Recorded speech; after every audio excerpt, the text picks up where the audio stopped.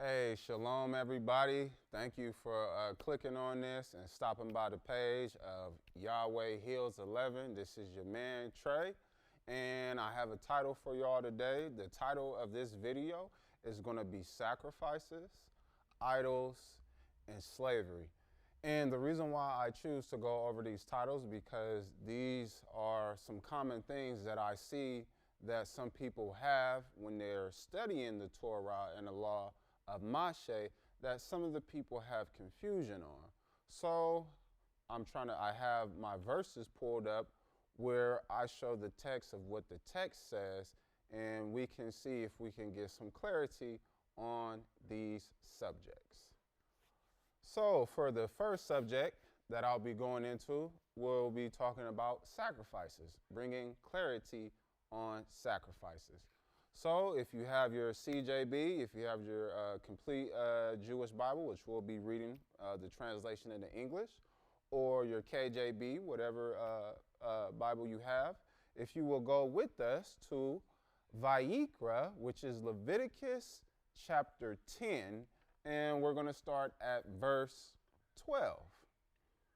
So when we're in Leviticus chapter 10, verse 12, we can see that Moshe, which is Moses, says to Aharon and to Eleazar and Atmar, his remaining sons, take the grain offering left from the offerings for Yah made by fire, and eat it. Key part, eat it. Without leaven next to the altar, because it is especially holy. Eat it in a holy place, because it is your and your son's share of the offering for Yah made by fire. For this is what I have been ordered.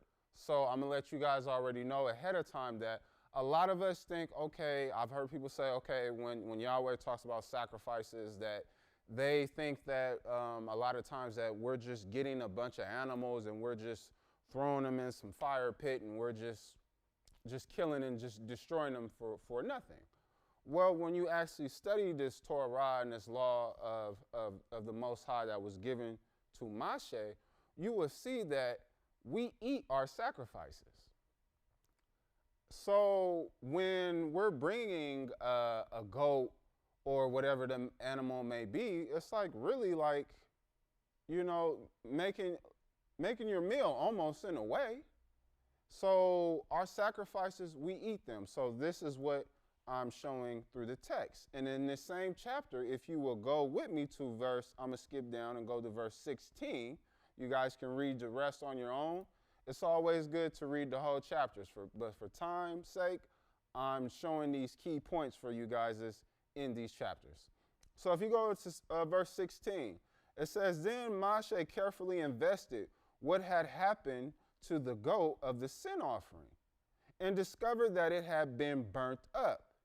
He became angry with Eleazar and Itamar, the remaining sons of Aharon, and asked, Why didn't you eat the sin offering in the area of the sanctuary, since it is especially holy? He gave it to them to take away the guilt of the community, to make atonement for them before Yah.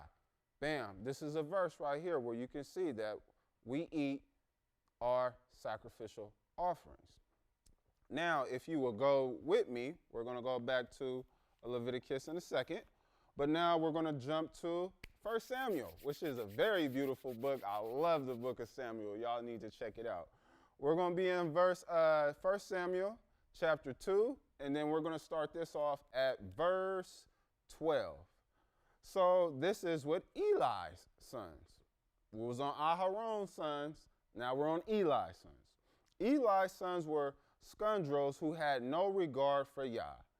The rule of these Kohanim, which means priest, high priest, followed in dealing with the people was that when anyone offered a sacrifice, now listen again, the Kohen servants would come while the meat was stewing. The meat is stewing. Like I told you before, they're preparing a meal with a 3 2-pronged fork in his hand.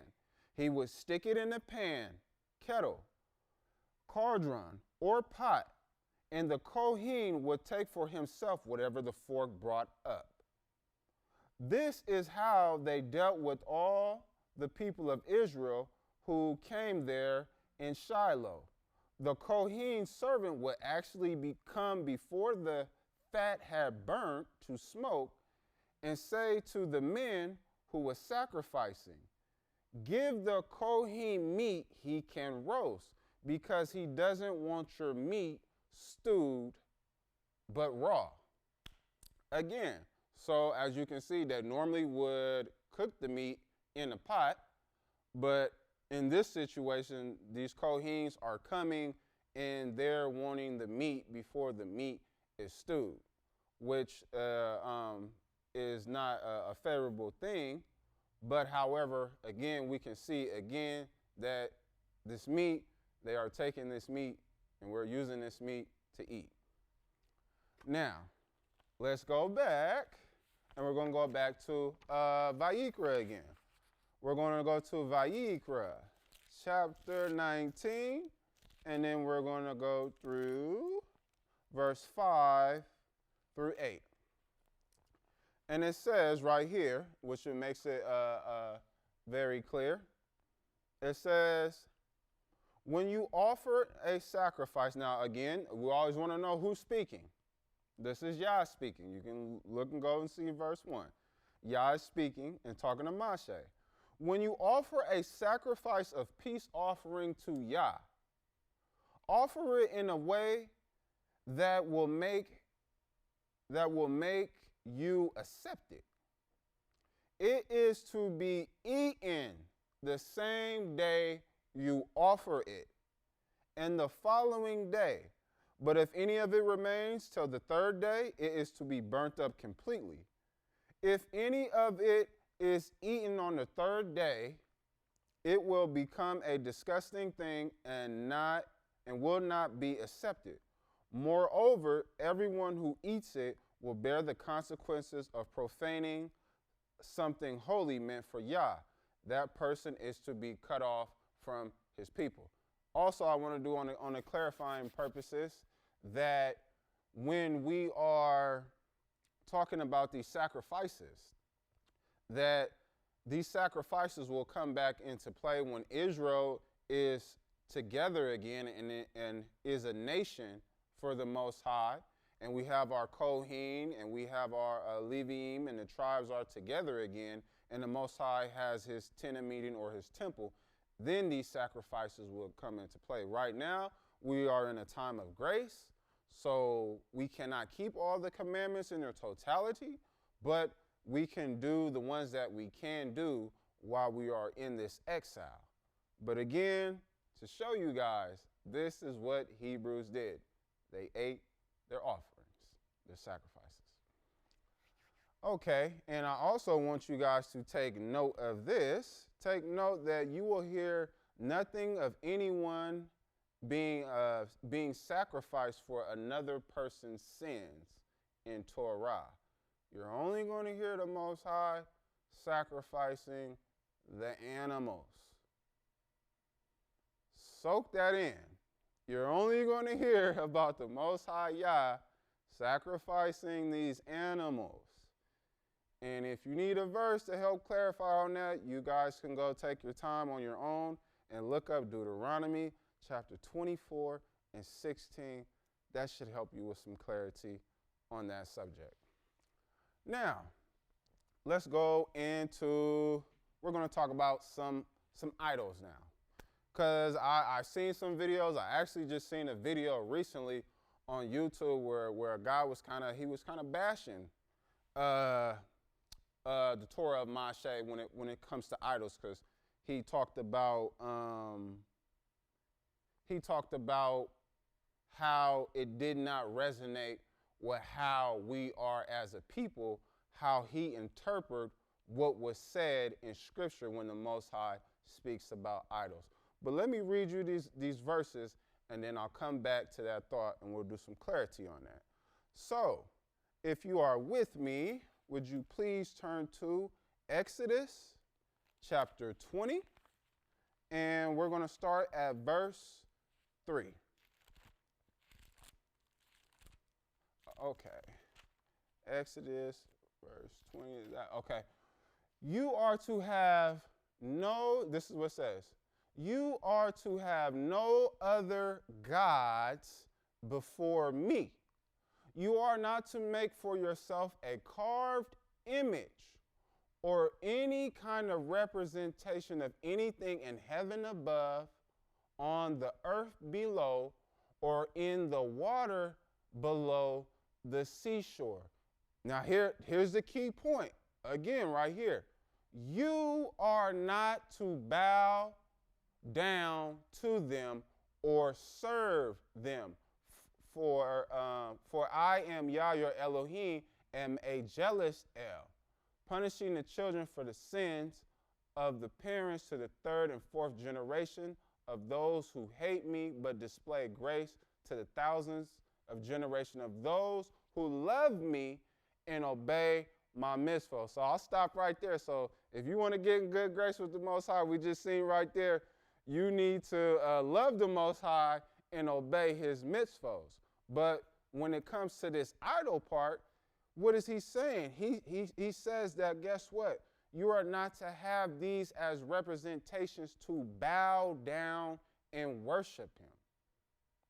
That's what I see is the whole key thing of when the Most High is making these statements. I don't see, and I'm going to show you guys in a second, because I'm not just going to use my own words. I'm going to show you guys in verse text where it's not like saying the Most High saying like, oh, well, you can't make a representation of anything.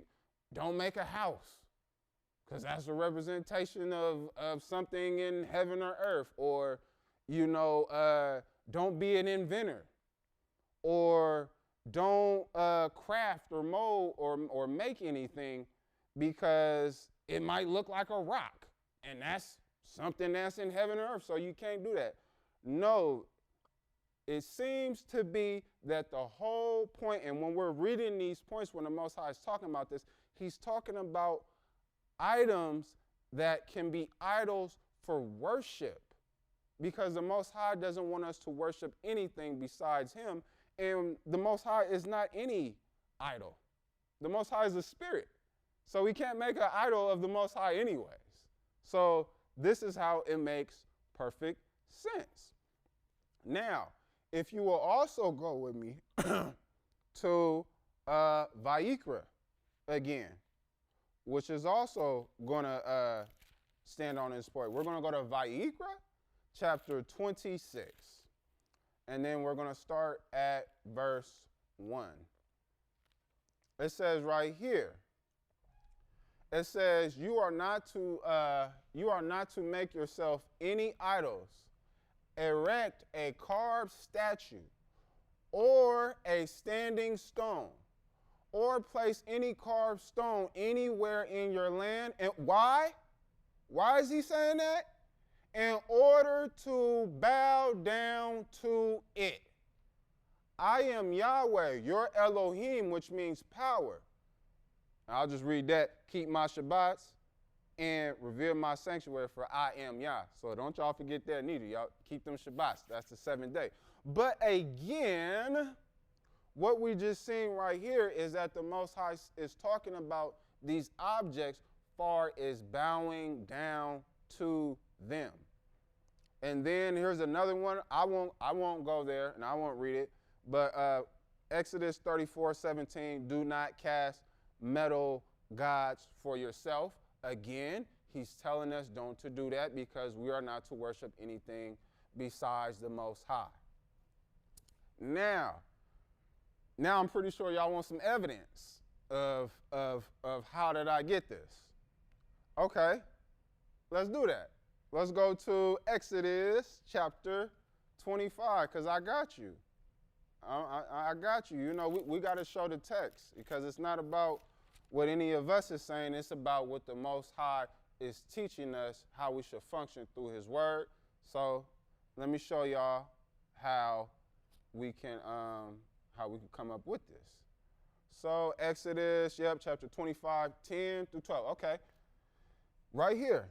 They are to make an ark of acacia wood, 3 3/4 feet long, 2 1/4 feet wide, and 2 1/4 feet high. You are to overlay it with pure gold.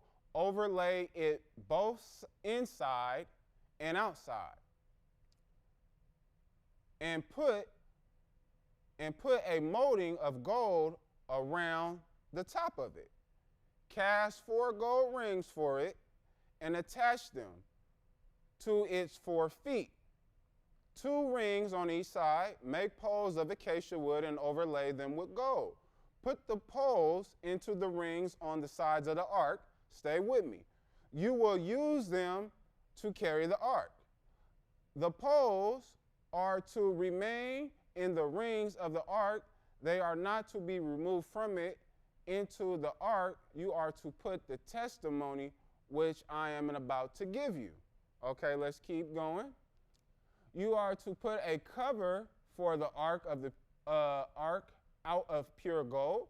It is to be 3 3/4 feet long and 2 1/4 feet high. Here we go. Here we go. You are to make 2 cherubims of gold.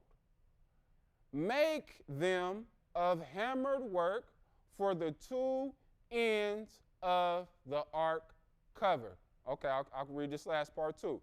Make one cherubim for one end and 1 cherubim for the other end. Make the cherubim of one piece with the ark cover at its 2 ends. The cherubim will have their wings spread out above, so that their wings cover the ark and their faces are towards each other and towards the ark cover. Bam. So, as you can clearly see right here, the Most High ordered us to make some angels with their wings to cover over the ark.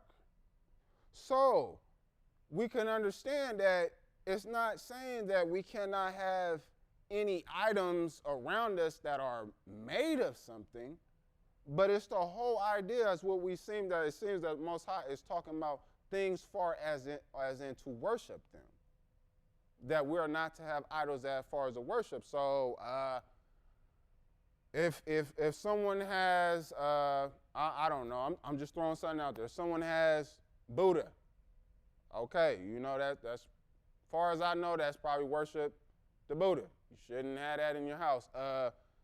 Different gods of whatever people worship, Moloch or Dagon or whatever.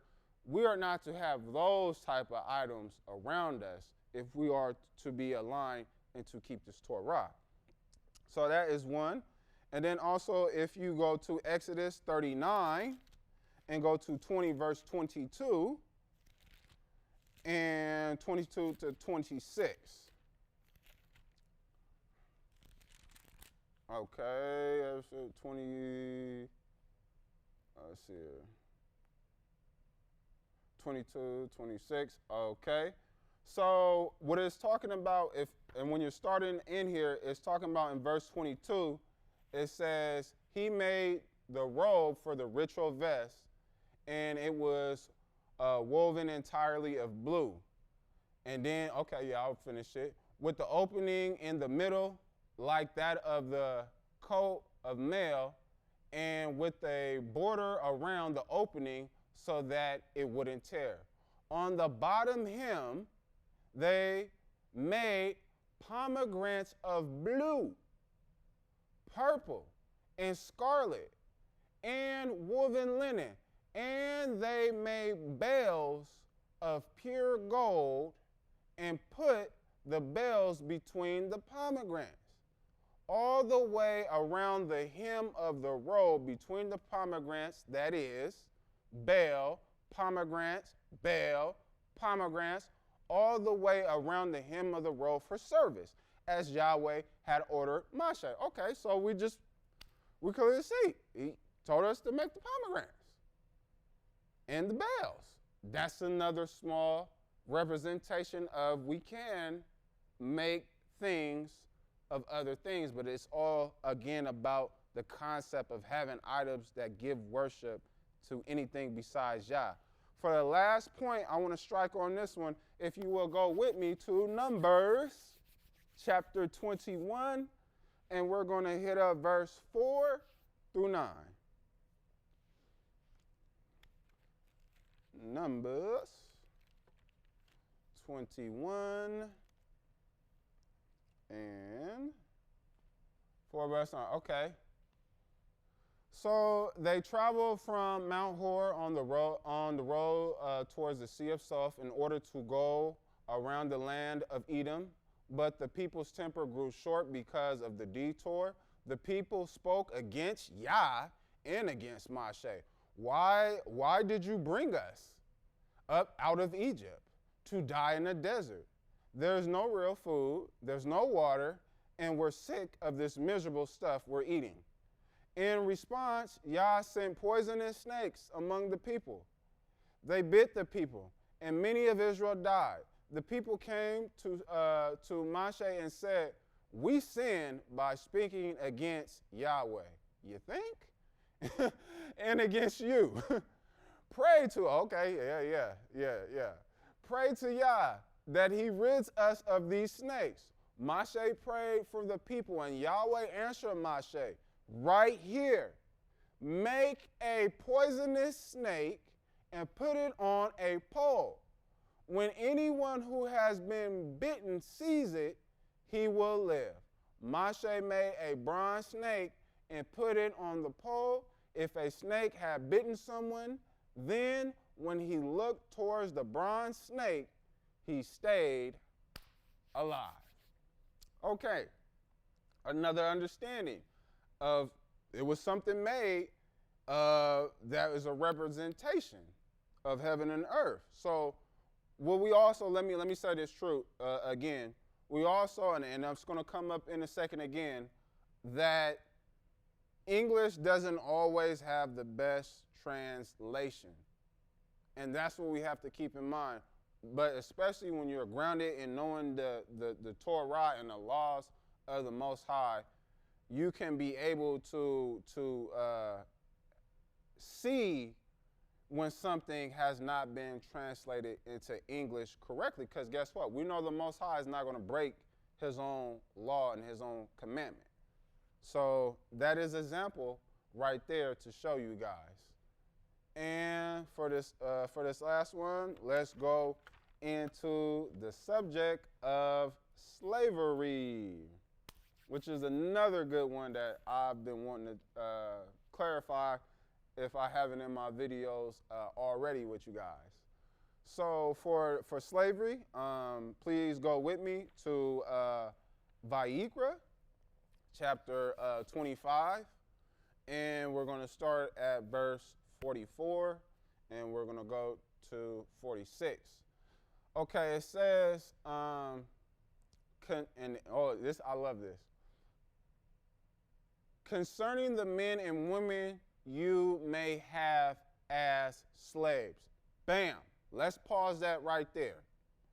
Because like I just told you, you'll see that in Hebraically, from the origins, it's not talking about slaves as we thinking like Jim Crow slaves. No. The translation should be for that would be correct, would be a servant or a worker. Many of us have jobs today. We work for people. We are a worker. We are a servant. However, for some reason, they thought it would be best if they translated it and put it in English as slave. I don't know why, but we all know that there are people and entities with an agenda to keep Hebrew Israel and the people of the Most High from keeping his ways. And confusion is a key thing to keep us from getting to that goal. So this is talking about a servant, not a slave. You are to buy men and women servants from the nations around you. You may also buy the children of foreigners living with you and members of their family born in your land. You may own these. You may also bequeath them to your children to own. From these groups, you may take yourself servants forever. But as far as your brothers, the people of Israel, are concerned, you are not to treat them harshly. I want to do a clarify on this last part too, because we are not to treat our brothers harshly, and we are not to treat the foreigner harshly as well. And I'm going to give y'all some verses to show that, but I first want to show y'all too in this same chapter, if we can go to verse 55 of this same chapter. And then I'll get back on that point about the foreigner. Okay, so look, this is Yah talking right here. And I'm going to show y'all this is what I'm talking about, how they translating some of these things wrong. For to me, the people of Israel are slaves, servants. They are my servants, whom I brought out of the land of Egypt. I am Yahweh, your Elohim. And we all know that the Most High calls Israel what? He calls them his servants, right? We're his servants. But for some reason, in this particular part in the English, they decided to put the word slaves. But it's not. It's servant. So I just want to clarify and show y'all a verse on that. So now, if we can go to Exodus, which is Shemot, chapter 22, and we're going to hit up verse 20. All right. Shemot, verse 20, yep. Verse 22, 20, okay. It says, anyone who sacrificed to any god other than Yah alone is to be completely destroyed. I didn't even mean to read that part, but y'all need to keep that one in mind too. Okay. You must neither wrong nor oppress a foreigner living among you, for you yourselves were foreigners in the land of Egypt. So I just want to do some clarity, because on that last one it says you are not to treat your brother harshly. It's also talking about the foreigner too, because we were foreigners, like it just said, in the land of Egypt. And then if you also, on your own time, you guys also can read Bamidbar, Numbers 15 and 15, where the Most High says, I have one law for you and the foreigner with you. Okay. And then on your own time, if you guys would like, you guys can also read Deuteronomy chapter 24, verse 19 to 22. And what you'll see in there is you're going to see that Yahweh says, take care of the foreigners, take care of the orphans, and guess what? Take care of the widows. Bam. But I forgot, I forgot to go over the idol, on the idol part. Like I said, I seen the brother who was talking about the word, and he was saying that that's against our nature, because he doesn't understand that the Most High is not saying that we cannot have, you can't have a jar in your house with a flower on it or something like that. No, he's talking about items as far as worshiping. So again, the sacrifices, y'all, hey, I've seen probably 10 out of 10, 9 times out of 10, we eat our sacrifice. The idols, we just went over the idols. Don't have anything in your house that you are to bow down to, or make a metal god, or anything that gives honor and power to anything other than Yah. And then when it comes to slavery, we're talking about servants and workers. Now, I'll add on the slavery part. Now, when Hebrew Israel was out of compliance with the Most High, then yeah, They treated the people that they bought wrong. Heck, they were treating their own family and brothers and sisters wrong. But when we are walking in the ways of Yah, these are just workers that we are taking care of. So I want to thank y'all, my people. I hope that you love this video. I hope you got some a deeper clarity and understanding. I hope that you take the time to go back and look at some of these chapters and these verses and check them out yourself. I also want to acknowledge to my rabbi, Robert B.Holman Jr., very amazing man. I have so much honor and respect for him, and he has helped me get on this journey that I am on today. Also, my Kohen, Sean Appleton, who assists him. These are mighty men for the word of Most High and that love his word. So you guys can go to, on YouTube, you guys can go to Yahweh's Exile Empire to see podcasts and to see some Shabbat services. You can also go to Podbean where you can hear an audio of some of the podcasts that are recorded on every Wednesday. And also, please keep following my channel, which is Yahweh Hills 11.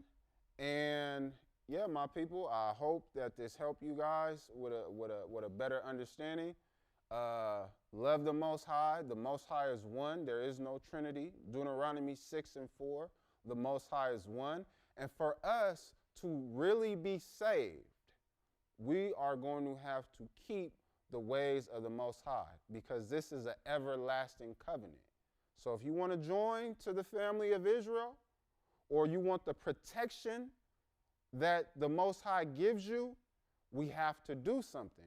We have to try our best in this exile to keep the Most High ways. And please don't be scared to study this word, because you'll see that once you study this word, the Most High is so fair. This is not Christianity.